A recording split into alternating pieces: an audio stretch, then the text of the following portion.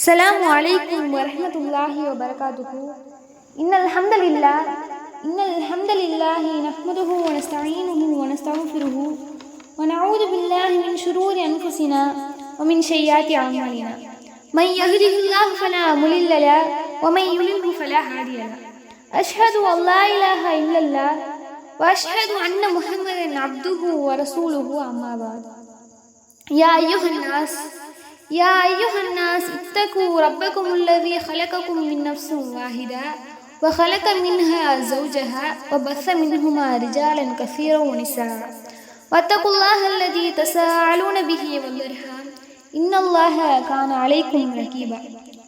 நபிகள் நாயகம் ஸல்லல்லாஹு அலைஹி வஸல்லம் அவர்கள் மீதும் உத்தம சஹாபாக்கள் மீதும் சஹாபிய பெண்மணிகள் மீதும் முஸ்லிம்கள் மீதும் குறிப்பாக உங்கள் மீதும் என் மீதும் அல்லாஹ்வின் சாந்தியும் சமாதானமும் என்றென்றும் நின்று நிலவட்டுமாக.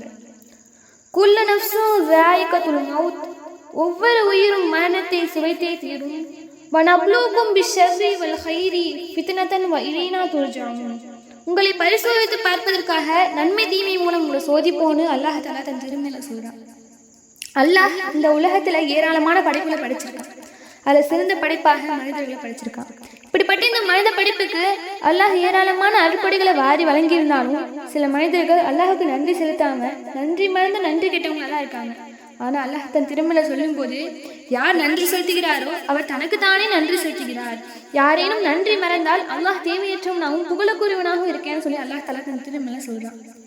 இப்போ தொழுகை எடுத்துக்கிட்டோம் அப்படின்னா, தொழுகை அப்படின்றது நன்மை என்ற நட்பலனை நம்மளுக்கு நாம ஏற்படுத்திக் கொள்வதற்காகவும் இன்னும் நரகத்திலிருந்து நம்மளை தற்காத்துக் கொள்வதற்காகவும் தான் இந்த தொழுகையாகப்பட்டதை அல்லாஹ் நமக்கு நட்கொடையா வழங்கியிருக்கான். இப்போ இந்த தொழுகையானது நமக்கானது தான். நம்ம தொழுகை நமக்கு தான் நன்மையை தவிர அல்லாஹுக்கு எந்த தேவையும் இல்லை.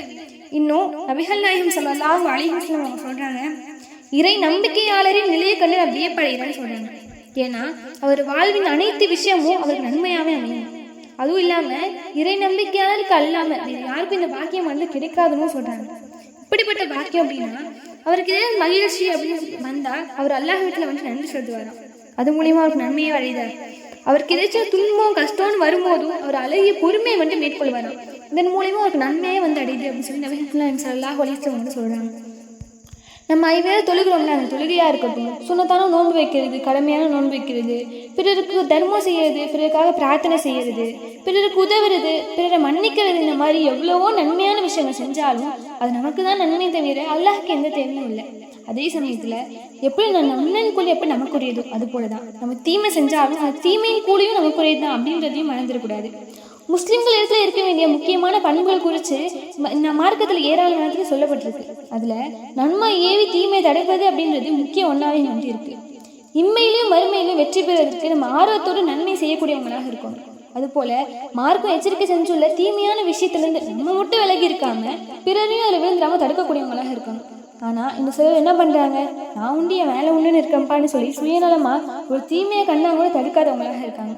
இன்னும் சிலர் அதுக்கும் மேல தீமை செய்யறவங்க கூட போய் தீமை செய்யக்கூடியவங்களாகவும் இருக்காங்க. ஆனால் அல்லாஹ் தன் திரும்ப என்ன சொல்றான், நன்மையிலும் இறையச்சத்திலும் ஒருவருக்கு உதவி கொள்ளுங்கள், தீமையிலும் வரம்பு மீறுவதிலும் ஒருவருக்கு உதவி கொள்ளாதீர்கள் அல்லாஹ் தஆலா தன் திரும்ப சொல்றான். இன்று புதுநலத்தோடு அழைப்பு பணியை மேற்கொள்றவங்க கூட மார்க்கம் தடுக்கிற தீமையான விஷயத்தை தடுக்க என்ன பண்றாங்கன்னா தயக்கம் காட்டக்கூடியவங்களாக இருக்காங்க. உதாரணத்துக்கு பார்த்தோம்னா, அவன் ஃப்ரெண்டு வந்து தொழிலை கலைக்கும் போது வாடா விளாண்டுட்டு போனான்னு சொல்றான். அப்போ நன்மையின் பக்கம் போறவனை என்ன பண்ணானா தீமையின் பக்கம் அழைக்கிறான். இந்த இடத்துல தொலை வராத இவனோட தீமை மட்டும் இல்லாம நன்மையின் பக்கம் போனால அவனோட தீமை எனக்கு என்ன மந்தடிக்கூடியதாக இருக்கும். இதுவே இவன் தொழுகைக்கு அழைக்கும் போது அவன் ஃப்ரெண்டு வந்துட்டு தொழுகலாண்டா அப்படின்னு சொல்லிட்டு வந்தான் அப்படின்னா இவனோட நன்மை மட்டும் இல்லாம தொழுகை வரான்ல அவனோட நன்மை இவனுக்கு வந்தடையக்கூடியதாக இருக்கும். ஒரு தீமையை கண்டாலே நம்ம என்ன பண்ணணும், முதல்ல வந்துட்டு கையால் தடுக்கணும். அவங்க திரும்பவும் அதை செய்யறாங்களா நாவால தடுக்கணும். அவங்க திரும்பவும் அதை செய்யறாங்களா மனதால வெறுத்து ஒர்க்கக்கூடியவங்களாக இருக்கணும். அப்படிதான் நபிகள் நாயகம் ஸல்லல்லாஹு அலைஹி வஸல்லம் சொல்லி காட்டியிருக்காங்க. ஆனா இன்று பலர் என்ன பண்றாங்க, என் குடும்பம் பிரிஞ்சிடக்கூடாதுப்பா, எங்க ஒரு முடிஞ்சிடக்கூடாதுப்பா அப்படின்னு சொல்லிட்டு வரதட்சணை திரும்பணும்னு தெரிஞ்சும் என்ன பண்றாங்கன்னா அந்த வரதட்சணை திரும்பத்துக்கு செல்லக்கூடியவங்களாக இந்த முஸ்லிம்களே சிலர் வந்துட்டு இருக்காங்க. பொதுவாகவே ஒரு தீமையான காரியம் எதுவாக இருந்தாலும் அதுக்கு முஸ்லிம்கள் வந்துட்டு அதுக்கு துணை போகக்கூடாது. அதுலயும் குறிப்பா சில தீமைகளை குறிப்பிட்டு கூறி நபிகள் நாயகம் ஸல்லல்லாஹு அலைஹி வஸல்லம் வந்து கண்டிச்சிருக்காங்க. இன்னும் இந்த உலகத்தில் வாழும்போது நம்ம சுற்றி இருப்பவங்களோட இணக்கமாக இருக்க வேண்டும் என்பதற்காக பகைத்து கொள்ளக்கூடாது அப்படின்றதுக்காகவும் அவங்க பாவமான காரியங்களுக்கு வந்துட்டு ஒரு உறுதுணையாக போகக்கூடாது. அவ்வாறு செஞ்சால் மறுமையில் அவங்களோடு சேர்ந்து நாமும் குற்றவாளியாக தண்டனை அனுபவிக்க வேண்டிய நிலையை வந்துட்டு ஏற்பற்றும்.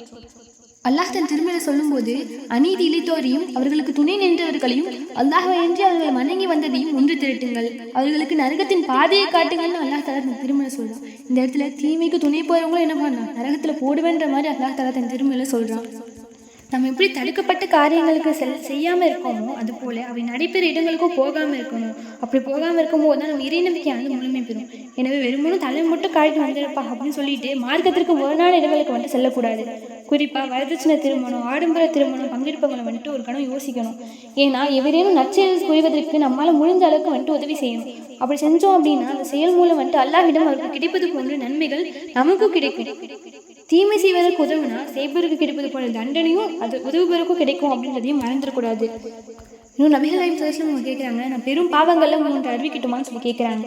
அதுக்கு நபி தோழர்கள்லாம் சொல்லுங்க ரசூலுல்லாஹ் அப்படின்னு சொல்கிறாங்க. அதுக்கு முதல்ல இணை வைப்பது, 2வது பெற்றோருக்கு துன்பம் தருவது, 3வது பொய் சாட்சி சொல்றது அப்படின்னு சொல்கிறாங்க. இணை வைப்பது இந்த சர்வசாதாரணமாக இணை வைக்கக்கூடியவங்களாக தான் இருக்காங்க. ஒரு நோய் வந்துச்சா உடனே தர்காவுக்கு போய் தாயத்து கட்டக்கூடியவங்களாகவும் அவுலியாக்களை பின்பற்றக்கூடியவங்களாகவும் இருக்காங்க. இன்னும் பெற்றோருக்கு துன்பம் தருவது, இந்த மார்க்கத்தில் பெற்றோரை நோக்கி சீனு கூட சொல்லாது அப்படின்னு சொல்லி சொல்லப்பட்டிருக்கு.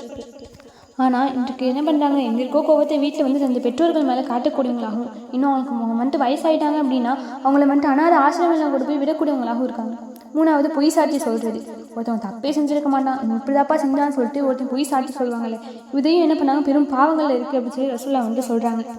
இன்னும் அல்லாஹ் ஸல்லல்லாஹு அலைஹி வஸல்லம் சொல்கிறாங்க, அல்லாஹ் சொன்னதா, ஒரு நன்மை செய்பவருக்கு அதை போன்ற 10 மடங்கு நற்பலன் உண்டு, அதை விட கூடுதலாகவும் நான் வந்துட்டு வழங்குவேன். ஒரு தீமை செய்பவருக்கு அதை போன்ற ஒரு தீமை மட்டுமே உண்டு, அல்லது அவரை நான் மன்னிச்சிடுவேன். யாரிடம் ஒரு ஜான் அளவுக்கு நெருங்குறாரோ அவரத்தில் நான் ஒரு முழு அளவுக்கு நெருங்குவேன்.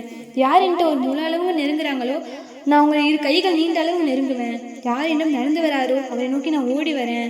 ஒருவர் எதையும் எனக்கு இதே கிடைக்காமல் பூமி நிறைய சிறு பாவங்களோடு என்னை சந்திச்சா அது போன்று பூமி நிறைய மன்னிப்புடன் நான் வந்துட்டு அவரை எதிர்கொள்வேன் அப்படின்னு சொல்லி அல்லாஹ் சொன்னதா ரசூலுல்லாஹ் வந்துட்டு சொல்கிறாங்க.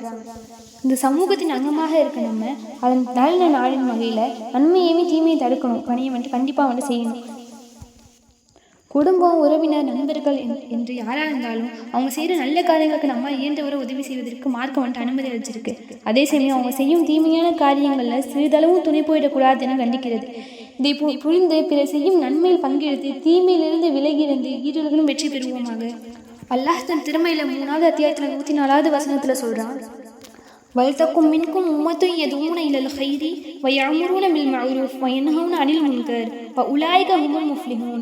நன்மையை நோக்கி அழைத்து நன்மை ஏவி தீமையை தடுக்கும் சமுதாயம் உங்களிடம் இருக்கட்டும், அவர்களே வெற்றியாளர்கள். எனும் நிறைவசனத்தை நிறைவு கூர்ந்தவளாய் எனது உரையை நிறைவு செய்கிறேன். வாஹிதஹ்வான அல்ஹம்துலில்லாஹி ரப்பில் ஆலமீன். அஸ்ஸலாமு அலைக்கும் வரஹ்மத்துல்லாஹி வபரகாத்துஹு.